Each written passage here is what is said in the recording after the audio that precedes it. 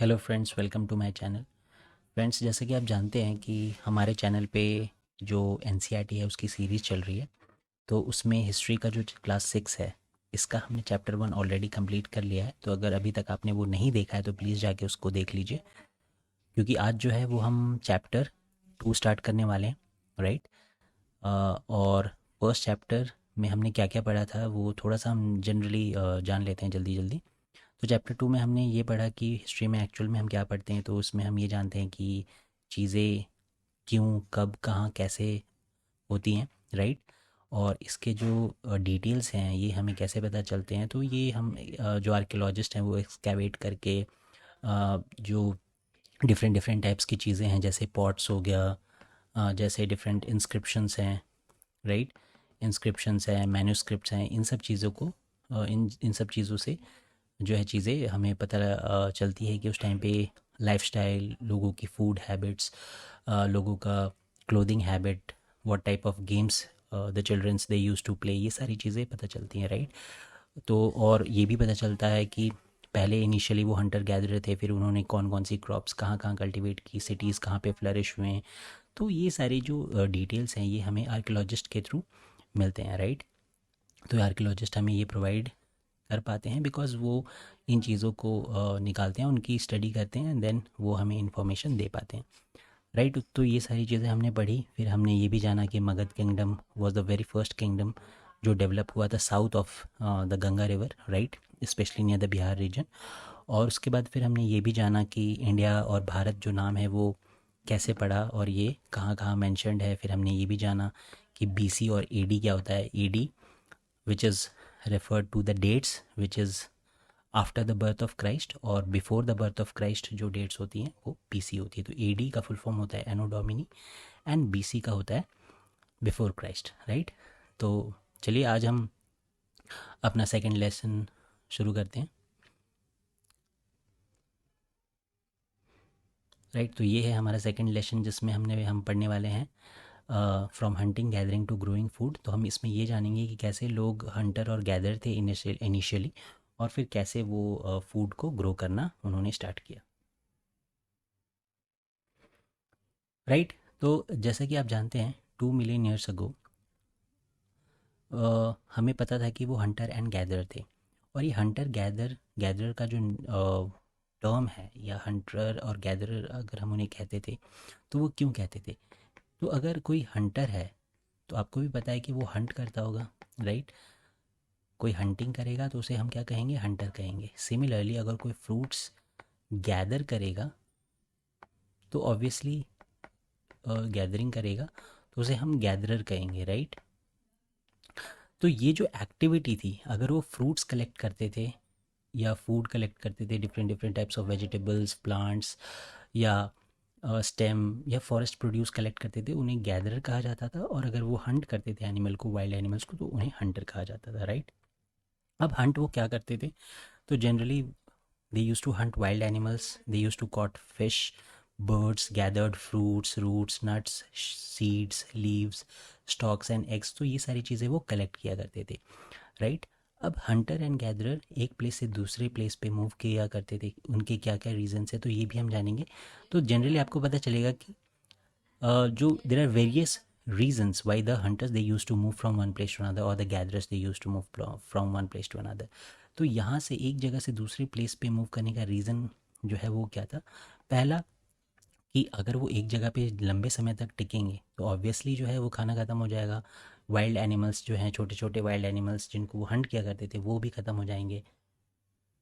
या ऐसा भी हो सकता है कि वो दूसरे प्लेस पे जा मूव कर जाएं, तो इसीलिए उनको भी दूसरी जगह पे फूड की तलाश में, खाने की तलाश में मूव करते रहना पड़ता था। सेकेंड रीज़न ये है कि animals move from place to place either in search of smaller prey, और in case of deer and wild cattle in search of grass and leaves. तो या तो छोटे जानवर जो है वो भी एक प्लेस से दूसरे प्लेस पे मूव करते थे, या फिर अगर हम बड़े जानवर की बात करें जैसे डियर है या कैटल है, तो वो भी ग्रास या लीव्स के तलाश में एक जगह से दूसरी जगह ट्रैवल करते थे। तो उनके पीछे पीछे हंटर्स को भी जाना पड़ता था। तो हंटर्स भी वाइल्ड एनिमल के पीछे पीछे जाते थे ताकि उनको हंट कर सके, उनको मारा मारा जा सके, और फिर वो उनको अपना शिकार बना सके, राइट। तो इसीलिए हंटर्स को भी उनके पीछे पीछे जाना पड़ता था। तो एक तो है कि फॉरेस्ट प्रोड्यूस ख़त्म हो जाता था या एनिमल रिसोर्स ख़त्म हो जाता था, इसीलिए वो जाते थे। दूसरा है उनके पीछे पीछे जाना, ताकि अगर वो जहाँ जाएंगे वहीं पे उनको वो मार कर खा सकते हैं। ठीक है, चलिए आगे बढ़ते हैं। तो तीसरा रीज़न यहाँ पे ये है कि plants and trees bear fruit in different seasons, so people may have move from season to season in search of different kinds of plants. अब आपको भी पता है कि कोई भी फ्रूट्स है या वो जो भी डिफरेंट टाइप्स ऑफ फ्लावर्स हैं, वो हर सीज़न में ग्रो कर पाना मुश्किल है। तो कोई सिर्फ विंटर सीज़न में ग्रो करती हैं, कोई सिर्फ समर सीज़न में ग्रो करती हैं। तो उसके लिए सीज़न टू सीज़न वो मूव करते थे। तो एक सीज़न में विंटर में कहीं और चले गए, समर में कहीं और चले गए, विंटर में कहीं और चले गए। तो सीज़न वाइज उनको पता होता था कि इस सीज़न में इस पर्टिकुलर रीजन पे ज़्यादा उनको प्रोड्यूस मिलेगा, ज़्यादा फॉरेस्ट प्रोडक्ट्स मिलेंगे, तो वो वहाँ पे मूव कर लिया करते थे, राइट। अब जो फोर्थ रीज़न है इसका, वो ये है कि people plants and animals need water to survive. ये तो आपको भी पता है कि जितनी भी इम्पोर्टेंट सिविलाइजेशन है या कुछ भी है, जनरली वो वाटर के ही अलोंग फ्लरिश करती हैं, राइट। और water is one of the most precious resource that we have, and it is also required for human survival, right? So water is found in lakes, streams and rivers. तो ये common fresh water sources हैं जहाँ पे water easily available होता था. While many rivers and lakes are perennial with water throughout the year, others are seasonal. People living on their banks would have had to go in search of water during the dry season, winter or summer. अब देखिए, आपको भी पता है कि जो India में या अगर हम इन जनरल बात करें तो जनरली दो टाइप की रिवर्स होती हैं। एक होती है पेरिनियल रिवर्स और एक होती है सीजनल रिवर्स। पेरिनियल रिवर्स वो होती हैं जिसमें water through out the year होता है, राइट। वाटर इसमें थ्रू आउट द ईयर होता है। और दूसरी होती है हमारी सीजनल रिवर्स। सीजनल रिवर्स कौन सी रिवर होती हैं? जिसमें जनरली रेनी सीजन में सबसे ज़्यादा पानी होता है, राइट। रेनी सीजन में ज़्यादा पानी होता है। एंड ऑफ सीज़न, यानी कि जब रेनी सीज़न नहीं है, जब समर सीज़न है या विंटर सीज़न है, जब रेनफॉल नहीं हो रहा है, it depends on the region. तो इस पर्टिकुलर रिवर में, जो सीजनल रिवर है हमारा, इसमें जो है पानी कम हो जाएगा। पानी जब कम हो जाएगा, इसमें वाटर लेवल कम हो जाएगा, तो लोगों को यहाँ से दूसरी जगह पे मूव करना पड़ता था। क्यों मूव करना पड़ता था? जब यहाँ पे पानी कम हो जाएगा तो ऑब्वियसली इस पानी के अराउंड जो वाइल्ड एनिमल्स है, जो पानी पीने आते हैं, जो छोटे जानवर हैं वहाँ पे पानी पीने आते हैं, उनको शिकार करने के लिए बड़े जानवर आते हैं, वो सब वहाँ से चले जाएंगे। कहाँ? जहाँ पे ज़्यादा पानी की अवेलेबिलिटी है। तो इसीलिए सीजनली जब ये ड्राई सीज़न होता था, जब बारिश नहीं होती थी और ये सीजनल रिवर्स में पानी नहीं होता था, तो again they use to move to different other places. ठीक है, तो ये भी एक रीज़न है। तो फोर्थ रीज़न क्या हुआ? पानी की वजह से। थर्ड रीज़न हमारा क्या था? कि जो सीजनल फ्रूट्स होते हैं वो सीज़न टू सीज़न डिफ़र करते हैं, तो इसके लिए भी वो मूव करते थे। दूसरा रीज़न था हमारा कि जो wild animals in search of grass वो मूव करते थे, in search of their own food they use to move, तो उसके पीछे पीछे हंटर्स जाते थे। और पहला है कि अगर फॉरेस्ट प्रोडक्ट ख़त्म हो जाता था एक प्लेस पे, तो in search of forest product और in search of wild animals वो मूव करते थे। ठीक है, तो ये हमारा 4 रीज़न है कि हंटर गैदरर्स क्यों मूव करते थे। चलिए अब नेक्स्ट डिस्कस करते हैं कि how do we know about these people. अब उन लोगों के बारे में हमें कैसे पता चलता है? तो आर्कियोलॉजिस्ट, जिसके बारे में हमने पिछले लेसन में भी पढ़ा था, आर्कियोलॉजिस्ट वो होते हैं जो हमें इंफॉर्मेशन देते हैं आफ्टर एक्सकेवेटिंग और after reading all those different kind of inscriptions या मैन्यूस्क्रिप्ट जो होती हैं, उनसे इंफॉर्मेशन निकाल के then they use to provide us with different kinds of information about the past. वो आर्कियोलॉजिस्ट होते हैं। They have found some of the things hunter and gatherers made and used. तो उस टाइम पे हंटर्स एंड गैदर्स क्या बनाते थे और कैसे यूज़ करते थे, वो उनको कुछ चीज़ें मिली हैं। So it is likely that people made and used tools of stone, wood and bone, which stones of which stone tools have survived best. वो ये कहते हैं कि अब हंटिंग करने के लिए हंटर्स को क्या चाहिए? टूल्स चाहिए। ठीक है, Hunter need tools for hunting. अब टूल्स किस टाइप के होते थे? बोन्स के होते थे, स्टोन्स के होते थे, राइट, या और इसके पीछे वुड लगा होता था। तो generally would, stones and bones, ये सारी चीज़ें लगकर जो है टूल्स बनते थे। इसमें से सबसे बेस्ट जो टूल्स होता था या बेस्ट टूल होता था वो स्टोन टूल्स होता था, एंड यही सबसे लंबे समय तक टिकता था। So some of these stone tools were use to cut meat and bone, scrape bark and hides, animal skin, chop fruit and roots. So some of these stone tools which were used to cut meat, so इसमें से ये काफ़ी sharp भी होते थे जिससे meet को cut किया जा सकता था, बोन्स को कट किया जा सकता था। तो यू कैन इमेजिन कि कितने शार्प होते होंगे। Scrape bark from trees, barks जो होते हैं ट्रीज़ के जो छाले होते हैं, जो यहाँ पे छाले होते हैं, इनको छीलने के भी काम आता था। एंड हाइड्स, एनिमल के जो हाइड्स होती हैं, स्किन होती है एनिमल्स की, उसको काटने में, उसको एनिमल से अलग करने में काम आता था। फ्रूट्स को कट करने में मदद करता था, रूट्स को कट करने में मदद करता था। तो ये सारी एक्टिविटीज़ जो है ये टूल्स की मदद से वो करते थे। Some may have been attached to handles और ऑफ बोन और wood to make spears and arrows for hunting. अब इनके पीछे हैंडल बनाए जाते थे। हैंडल जनरली किस चीज़ के होते थे? तो ये बोन्स के होते थे, वुड के होते थे, जिनसे इनको टूल्स पकड़ने में आसानी होती थी और टूल्स को यूज़ करने में आसानी होती थी, right. Other tools were use to chop wood which was use as firewood. Wood was also use to make nut, make huts and tools. अब यहाँ पे इतना ही नहीं, यहाँ पे लोग टूल्स को लकड़ियाँ काटने के लिए भी यूज़ करते थे। फायरवुड इकट्ठा करते थे, उसको फिर वो जलाते थे। तो फायरवुड इकट्ठा करने के लिए, जंगलों से लकड़ी काटने के लिए भी वो टूल्स को यूज़ करते थे। Wood was also use to make huts and tools. Different other tools बनाने के लिए भी लकड़ियों का जो है वो यूज़ होता था। और हट्स यानी कि छोटे छोटे झोपड़ी जो बनाते थे जिसमें वो रहते थे, उसके लिए भी वुड का वो यूज़ करते थे। तो आप देख सकते हैं there were multiple uses of wood. तो घर बनाने के लिए हो, जो टूल्स हैं उसको बनाने के लिए भी वो यूज़ करते थे। हैंडल्स, उसके हैंडल्स को यूज़ करते थे। एंड फायरवुड जलाने के लिए भी वो लकड़ियों का इस्तेमाल करते थे, राइट। अब यहाँ पे जो आप इमेज देख पा रहे होंगे, यहाँ पे इमेज ये है कि स्टोन टूल्स में also have been use for left digging the ground. गड्ढे खोदने के लिए भी वो स्टोन टूल्स को यूज़ करते होंगे, या to collect edible roots. Edible roots, ज़मीन से रूट्स को निकालने के लिए भी वो ऐसे शार्प टूल्स का यूज़ करते थे। And also stitching clothes made out of animal skin. और यहाँ पे आप देख सकते हैं, यहाँ पे ये जो सिलाई कर रहे हैं एनिमल स्किन को, और जो एनिमल स्किन है, लेदर है, उससे ये सिलाई कर रहे हैं। तो उसके लिए भी टूल का यूज़ हुआ करता था। तो जनरली जो क्लोथ्स बनाते थे लेदर से, एनिमल स्किन से, तो उसके लिए भी वो स्टिचिंग के लिए ये शार्प टूल्स का यूज़ करते थे, राइट। तो इस टाइप के टूल्स वो यूज़ करते थे। चलिए अब आगे चलते हैं। Choosing a place to live in. अब हाउ डिड दे डिसाइड कि कहाँ पे रहना है और कैसे वो चूज़ करते थे प्लेस को? So all the places marked with the red triangle are sites from which archaeologist have found evidences of hunter and gatherer. जो हंटर एंड गैदरर्स थे, उनका, उनके जो रहने की जगह है, उनका जो सेटलमेंट एरिया है, that you will find with all those regions which are marked with red triangle. तो इसमें चलिए पहले हम इसको थोड़ा जूम इन करते हैं और रेड ट्रायंगल वाला एरिया देखते हैं, ठीक है। तो इस मैप में आप देख पाएंगे जो रेड ट्रायंगल वाला एरिया है, एक तो ये है भीमबेटका, यहाँ पे हंटर्स एंड गैदर्स मिलते हैं हमें। ये आपने आपको पता भी होगा कि भीमबेटका में one of the ancient paintings जो है हमें देखने को मिलती है, जो इन्हीं हंटर एंड गैदर्स द्वारा बनाए गए थे, और उनकी एक्टिविटीज़ भी हमें पता चलती हैं।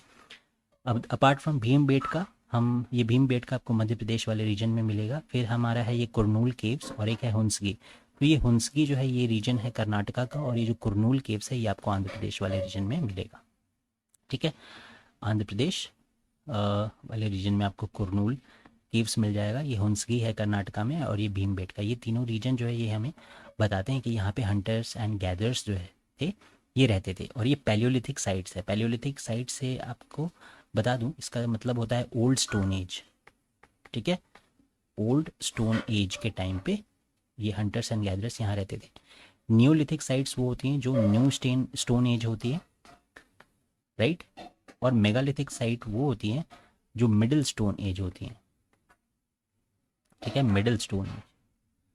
तो ये डिफरेंट स्टोन एजेस थी जो हमें पता चलती है। उसके बाद early villages and modern cities, एक एक करके हम आगे मैप में देखेंगे। चलिए अब आगे बढ़ते हैं। सो हंटर्स एंड गैदरर्स का एविडेंस हमें इन प्लेसेस से मिलता है।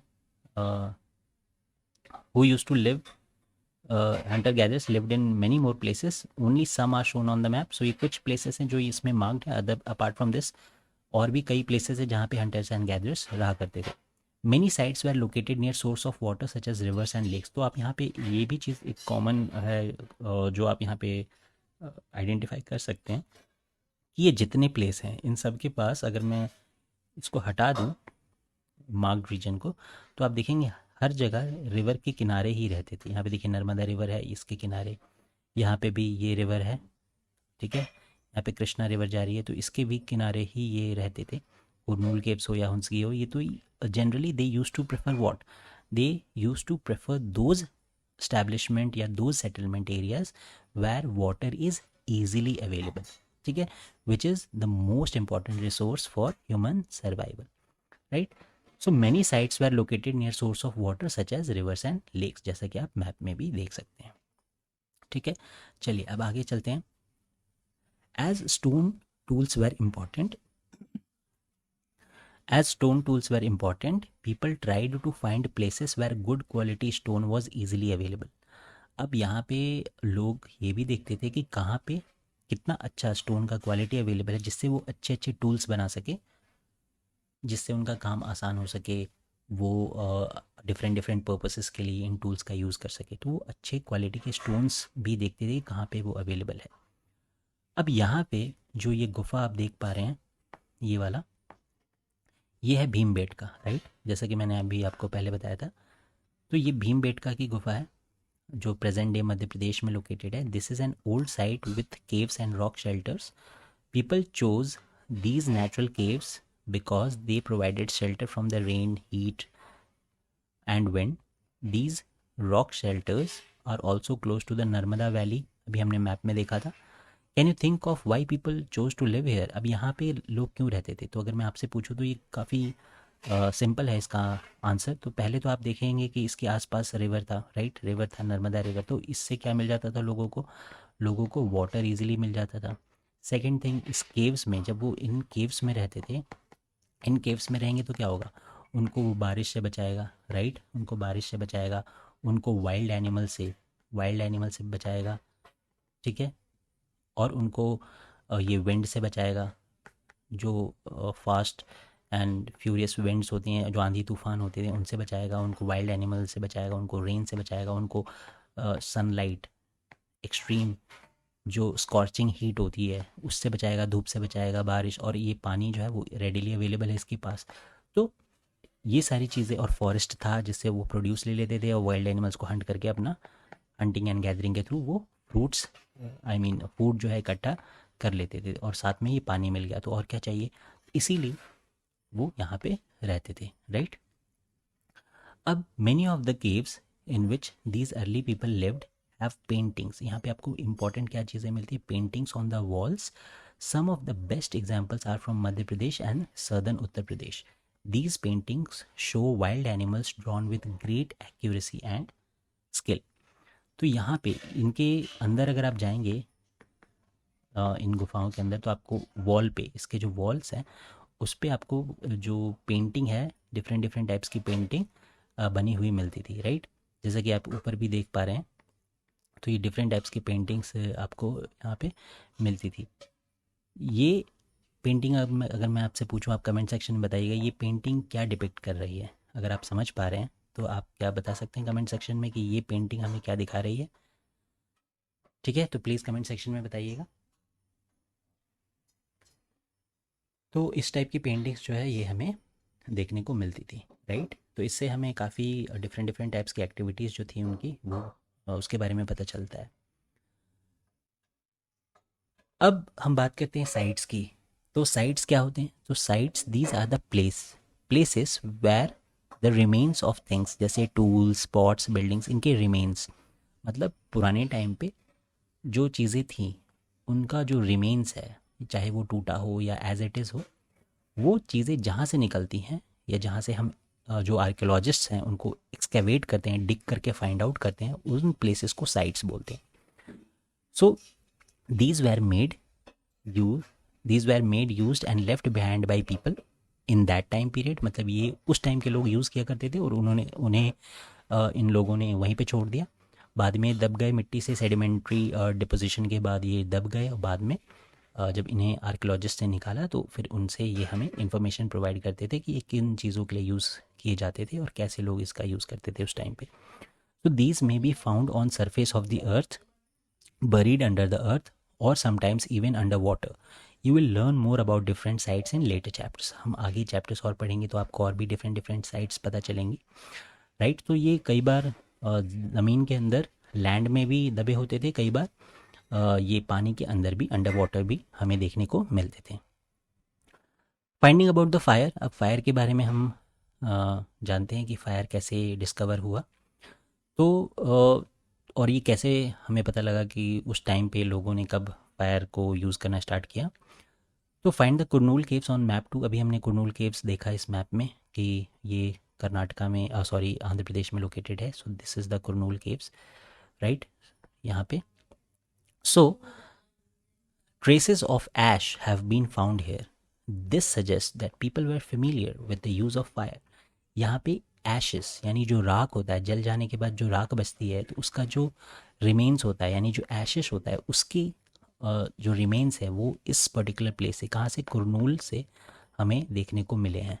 इसीलिए हम कह सकते हैं कि कुरनूल से हम कह सकते हैं कि लोग वहाँ पे फायर यूज़ करते थे. So fire could have been used for many things. और फायर का यूज़ वो काफ़ी चीज़ों के लिए करते होंगे. As a source of light, to roast meat and to scare away animals. पहले तो वो खाना पकाने के लिए यूज़ करते होंगे, ऑब्वियसली हंट करते थे तो एनिमल लेके आते थे. जब उन्होंने कुकिंग करना स्टार्ट किया तो वो मीट को रोस्ट करने में, मीट को पकाने के लिए वो यूज़ करते थे. लाइट का वो यूज़ अंधेरे से दूर रहने के लिए भी वो करते थे, ताकि रोशनी हो सके नाइट टाइम पे, और वाइल्ड एनिमल्स को वो अपने से दूर रख सके, तो इसके लिए भी वो फायर का यूज़ करते थे. अब आज के टाइम पे हम फायर का यूज़ क्यों करते हैं ये आप हमें कमेंट सेक्शन में बता सकते हैं. अब नेम्स एंड डेट्स के बारे में पढ़ते हैं, right. So archaeologist have given lengthy names for the time that we are studying. They call the earliest period as palaeolithic. ये भी मैंने आपको बताया था कि जो आर्कियोलॉजिस्ट थे, right, they have given lengthy names. I mean उन्होंने अलग अलग एज को, जो हिस्ट्री है उसको डिफरेंट डिफरेंट एज में डिवाइड किया हुआ है, राइट. हिस्ट्री को डिफरेंट एजेस में डिवाइड किया है, डिफरेंट टाइम पीरियड्स में डिवाइड किया है उन्होंने. सो इसमें ही उन्होंने काफ़ी लेंदी नेम्स दिए हैं, जैसे पेलियोलिथिक. अब ये पेलियोलिथिक क्या है? पेलियोलिथिक जैसे कि मैंने आपको बताया, paleo means old, right, and lithic word जो है ना, ये होता है, इसका मतलब होता है स्टोन. तो जैसा कि आप देखेंगे, palaeolithic comes from two Greek words, palaeo which means old and lithos meaning stone. तो इस पेलियोलिथिक वर्ड का मतलब क्या होगा? ओल्ड स्टोन, और ये एक टाइम पीरियड के बारे में बता रहा है, तो old stone age, right. So the name points to the importance of finds of stone tools which was used at that time period. So the Paleolithic period extends from 2 million years ago to about 12,000 years ago. और इसका जो as है, palaeolithic का as है, वो कब से कब तक है? तो ये 2 मिलियन ईयर्स से लेकर 12,000 ईयर्स अगो तक इसका एज है, right. This long stretch of time is divided into lower, middle and upper palaeolithic, right. तो ये सेम एज जो है पैलियोलिथिक, इसको भी हमने 3 पार्ट में डिवाइड किया है, जिसमें हमें lower, middle and upper palaeolithic age मिलता है. This long span of time covers 99% of the human history. और इसी से हमें 99% ऑफ द ह्यूमन हिस्ट्री के बारे में पता चलता है. The period when we find environmental changes beginning about 12,000 years ago till about 10,000 years ago is called Mesolithic age. अभी मैं आपको इसको फिर से ग्राफ पे समझाऊंगा, अभी घबराइए मत. So stone tools found during this period are generally tiny and are called microlith. इस टाइम पे जो स्टोन टूल्स मिलते थे वो टाइनी स्टोन्स होते थे, मतलब काफ़ी रिफाइंड टूल्स वो यूज़ करने लगे थे, क्योंकि जो पेलियोलिथिक का टाइम पीरियड है यहाँ पे जो वो स्टोन टूल्स यूज़ करते थे वो काफ़ी बड़े बड़े स्टोन टूल्स थे, राइट। बट जो यहाँ पे मेसोलिथिक टाइम पीरियड में वो स्टोन टूल्स यूज़ करने लगे वो काफ़ी छोटे छोटे स्टोन टूल्स यूज़ करने लगे, which were stuck on to handles of bones, और वुड के उसमें हैंडल्स लगे होते थे, साथ में tools such as saws and sickles, इस टाइप के टूल्स भी वो यूज़ करने लगे।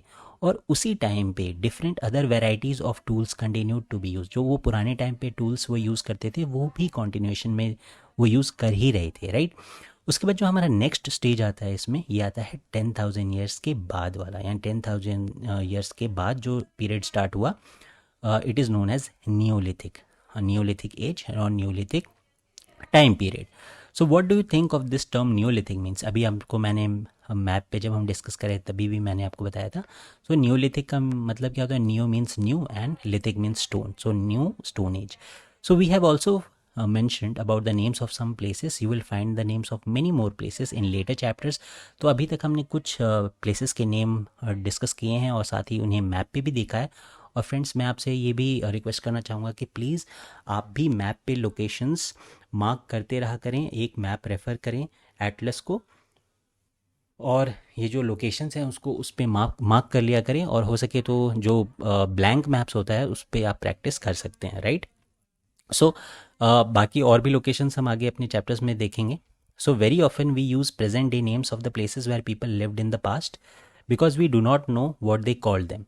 तो अभी भी हम कई ऐसे प्लेसेस जिनका प्रेजेंट डे वाला नेम जो है वो यूज़ करते हैं। क्यों? क्योंकि पुराने टाइम पे उनको क्या कहा जाता था, उस प्लेस का क्या नाम था, ये हमें नहीं पता है, राइट। तो अब ये जो है यहाँ से हम अपना लेसन यहाँ पे अब स्टॉप करते हैं। बाकी चीज़ें हम नेक्स्ट पार्ट में डिस्कस करेंगे क्योंकि काफ़ी लेंदी चैप्टर है तो वीडियो काफ़ी बड़ी हो जाएगी। तो एक चीज़ बट जो रह गया है वो हम यहाँ पे डिस्कस कर सकते हैं। तो चलिए वो हम डिस्कस करते हैं यहाँ पे, जो मैं आपको स्टोन एज के बारे में बताता हूँ। तो जो एंशियंट हिस्ट्री है, राइट, एंशियंट हिस्ट्री जिसमें हम बात करते हैं स्टोन एजेस की, ठीक है। एंशियंट हिस्ट्री में जो स्टोन एजेस हैं, सॉरी, स्टोन एज है, इसको 3 पार्ट में डिवाइड किया गया है, राइट। वन इज पेलियोलिथिक, फिर बीच वाला आता है हमारा mesolithic, and the last stage that we have is neolithic age, right. The last one is the neolithic time period, right. अब पेलियोलिथिक के बारे में जैसे कि मैं आपको बताया था, पेलियोलिथिक वो एज होता है जिसको हम ओल्ड स्टोन एज कहते हैं, ठीक है, old stone as. Similarly Mesolithic हमारा मिडिल स्टोन एज है, and Neolithic is the new stone as, ठीक है। आप इसी तरीके से अपना नोट्स भी बना सकते हैं जिसको आपको याद करने में ईजी रहेगा। इसका जो टाइम पीरियड है इसमें 2 मिलियन ईयर्स, 2 मिलियन ईयर्स से लेकर ये जो टाइम पीरियड है हमारा 12,000 ईयर्स अगो तक का टाइम पीरियड ये है हमारा पेलियोलिथिक। मिडिल है, ये है हमारा 12,000 ईयर्स से लेकर हमारा 10,000 ईयर्स, राइट, 10,000 ईयर्स तक है। और जो हमारा न्यू स्टोन एज है ये 10,000 ईयर्स के बाद वाला टाइम पीरियड है, राइट।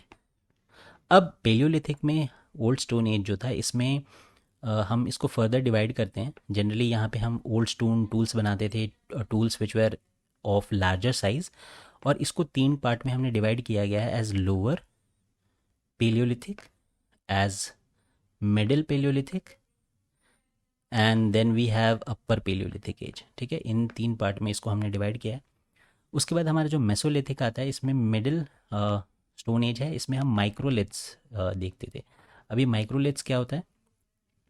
तो फ्रेंड्स आपको पता चलेगा कि ये जो माइक्रोलिथ्स होते थे ये स्मॉल या टाइनी और शार्प टूल्स होते थे, ठीक है। तो इसमें स्मॉल टूल्स यूज़ किए जाने लगे, स्मॉल टूल्स हम यूज़ करते थे microliths, right.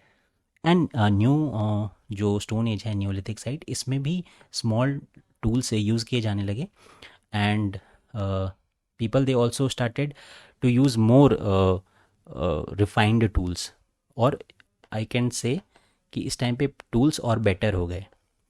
So better tools were used, right. और भी चीज़ें हम आगे डिस्कस करेंगे, आगे के चैप्टर्स में हम इसके बारे में डिस्कस करेंगे, राइट। तो ये बेसिक चीज़ें हैं जो स्टोन एज के बारे में हमें पता चलती हैं, तो ये आप याद रखिएगा, palaeolithic, mesolithic and neolithic ages. And इसमें से जो 99% हमें जानकारी मिलती है, ये कहाँ से मिलती है? ये हमें सिर्फ पेलियोलिथिक एज से ही मिल जाती है। जैसे कि आप देख सकते हैं 99% ऑफ द ह्यूमन हिस्ट्री का जो नॉलेज है, ये हमें कहाँ से मिल जाता है? ये पेलियोलिथिक से मिल जाता है, ठीक है। तो बाकी जो चैप्टर बच गया है हमारा, वो हम नेक्स्ट पार्ट में डिस्कस करेंगे, जो कि हमारा पार्ट 2 आएगा। तो प्लीज़ उसको स्किप मत कीजिएगा, उसको ज़रूर देखिएगा। तो पार्ट 2 हम यहाँ से कंटिन्यू करेंगे, जिसमें हम चेंजिंग इन्वायरमेंट से लेकर यहाँ तक हम उसको डिस्कस करेंगे, यहाँ तक, ठीक है। तो पार्ट 2 के लिए वेट कीजिएगा। तब तक के लिए thank you so much. Take very good care of yourselves. Bye.